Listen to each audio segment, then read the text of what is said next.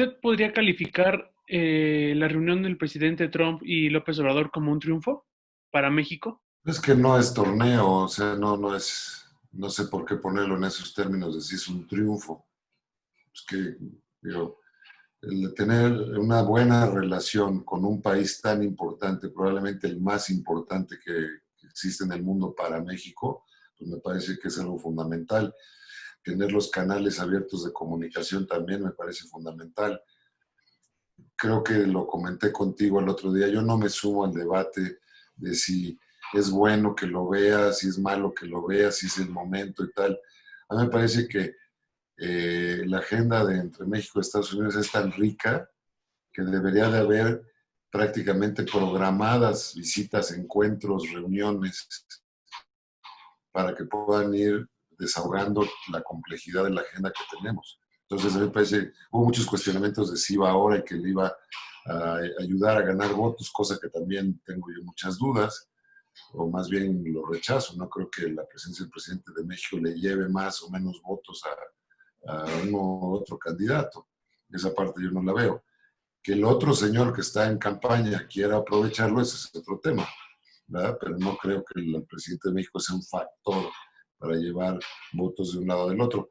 Pero les digo, pasando más allá de eso, me parece que es fundamental que tengan sesiones periódicas bien armadas, con agendas que vayan viendo pues, los temas y conforme va avanzando también la realidad en México y en Estados Unidos, los diferentes retos que estamos viendo. Podríamos decir que uno de los temas que tuvieron que tratar y no lo hicieron fue la migración y por qué. No lo sé si lo trataron o no, porque la parte de las conversaciones privadas con los dos gabinetes no se han dado a conocer al público. Eh, es un tema prácticamente inescapable en la relación bilateral y yo diría más aún en esta etapa reciente en que además de la tradicional migración mexicana a Estados Unidos, se ha sumado todo el fenómeno centroamericano y caribeño, ¿no? También hay haitianos y de otras zonas del mundo. Y han llegado a una especie de limbo en la frontera mexicana, donde no reciben juicio de asilo o juicio migratorio del otro lado, y del lado mexicano, pues no saben si se van a quedar ya a vivir acá o no, o sea, no hay un procesamiento de esto. Entonces me parece que es una cuestión que debe haber figurado en la agenda, pero pues es una especulación simplemente de mi parte. Sobre el programa DACA, ¿qué nos podría comentar después de haber visto la reunión? Bueno, pues como sabes, la Suprema Corte de Justicia determinó que sí tenían derecho a tener un acceso incluso a la naturalización, los DACAs, y que ya no se les moleste, en pocas palabras. Pero la otra parte es que la ha impugnado es a la Casa Blanca, el Ejecutivo de Estados Unidos, como algo improcedente. Finalmente, la Suprema Corte de Justicia se impondrá en esto. Podríamos decir que el presidente Donald Trump nunca, como lo dijo el presidente López Obrador, no ha insultado al país durante la gestión de López Obrador. Bueno, en cuanto a las decibeles de la retórica, digamos, ha sido más cauto. De hecho, desde que ya es presidente. O sea, cuando estaba como candidato sí era una cosa terrible, las vejaciones y los insultos a los mexicanos. Desde que es presidente ha sido un poco más cauteloso, se ha referido más al tema del muro, que es algo recurrente en su discurso, se ha referido también a la seguridad en México, recordarás todo el tema de si se les calificaba de terroristas o no a las bandas del narcotráfico en México. Y un tema pues que donde sí sobraban las palabras, más allá de eso, un insulto, fue la presión totalmente indebida que se hizo con el uso, la amenaza de aplicar aranceles a los productos de exportación mexicanos.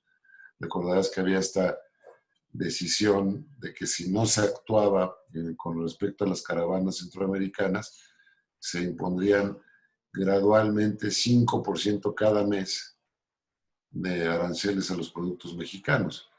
Era pues una espada de Damocles sobre el cuello de México. Entonces eso más allá de palabras, pues son hechos muy contundentes y muy inamistosos y además de todo ilegales, porque él podría haber tratado de poner esos aranceles, pero el tratado vigente en ese momento de libre comercio impedía que se hiciera una medida de estas que México no pudiera impugnar. Pero bueno, ese es un momento para mí álgido de la relación ya en la etapa López Obrador. ¿Qué pasaría si en las elecciones ganan los demócratas después de pues esta reunión que tuvo el presidente con Donald Trump? Pues eso es lo que escribo yo en la mañana en el periódico, que es una tarea que va a tener que descubrir, hilar muy fino la Embajada de México en Washington. Es decir, si la interpretación, más allá de lo que digamos los mexicanos, si la interpretación de los demócratas es que no debió ir o que fue algo fuera de lo usual o que rompe los parámetros de la diplomacia, pues basta que lo crean ellos, pues es lo que hay que tomar como punto de referencia. No se hizo esperar un tuit de Biden, como pudiste ver ayer, en que dijo que le parecía inconcebible que se reunieran después de que había, perdóname, después de que había insultado de tal manera a los mexicanos. Ahora, pues, ¿qué se hace también? Pues ya el insulto ya estuvo, que pedimos una disculpa de parte del presidente de Estados Unidos frente a la bandera mexicana. En fin, lo que se tiene que hacer es que fluya la relación. Eso es lo que realmente importa en el fondo.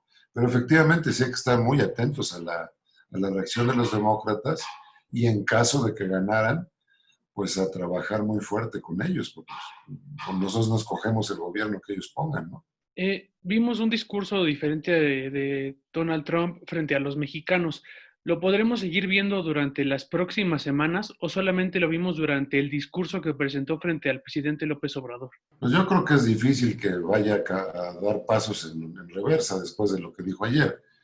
Eh, Reconoció la importancia que tiene la fuerza laboral mexicana en Estados Unidos, del emprendedurismo de los paisanos.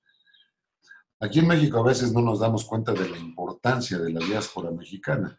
Son 37 millones de mexicanos aproximadamente de origen mexicano en Estados Unidos, y si fueran una economía independiente, digamos, serían más o menos del mismo tamaño que la de México. O sea, estarían en la zona, pues sean como el país 14, 15 o 16 del mundo, dependiendo de la etapa que hablemos. Son más grandes que la economía de Suiza, por ejemplo, ellos solos.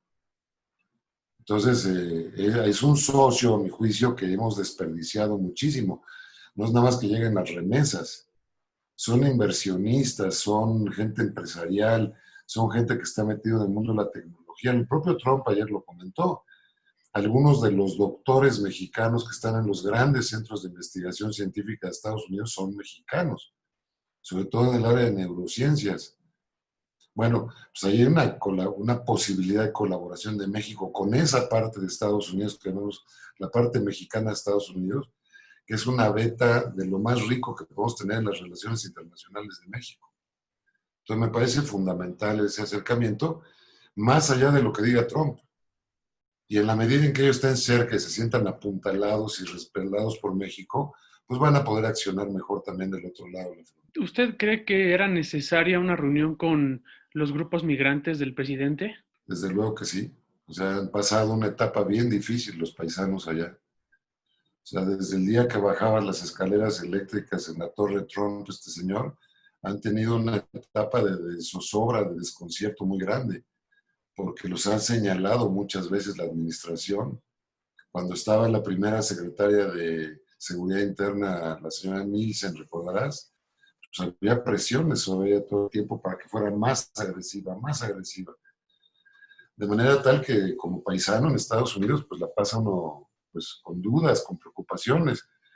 Y un espaldarazo, una reunión amable del presidente de México con ellos, esa no pudo haberla vetado la Casa Blanca de ninguna manera, pues tiene todo el derecho a ver a sus comunidades de origen, el presidente de México por allá, y yo creo que ellos se hubieran sentido pues muy abrazados y pues con la solidaridad de nuestro país hacia ellos. Y finalmente, en su punto de vista y con la experiencia que usted tiene diplomática, ¿cómo definiría esta primera reunión entre ambos presidentes? Bueno, creo que el saldo es positivo porque rompió el hielo, ya se vieron las caras. Tengo la impresión de que hubo hasta buena química entre ellos. El trato, digo, Trump no es un tipo fácil. Ha tenido choques con la señora Merkel de Alemania, choques con Macron de Francia, ha tenido choques. Algunos ni los saludan, ¿no? No les dan ni la mano. Entonces creo que fue un buen paso para romper el hielo, para que haya una mayor confianza en la comunicación entre ellos y, y que sobre todo se mantengan las puertas abiertas para tener diálogo sobre los temas delicados que se tengan que tratar. Es decir, que su trabajo como presidentes, más allá de si se cayeron bien o se cayeron mal, lo puedan desahogar de manera más ágil por el beneficio de los dos países. Perfecto, pues muchísimas gracias por su tiempo. De Pisa y Corre con Nacho Lozano, lunes a viernes 8 a.m. Participa en Imagen Televisión.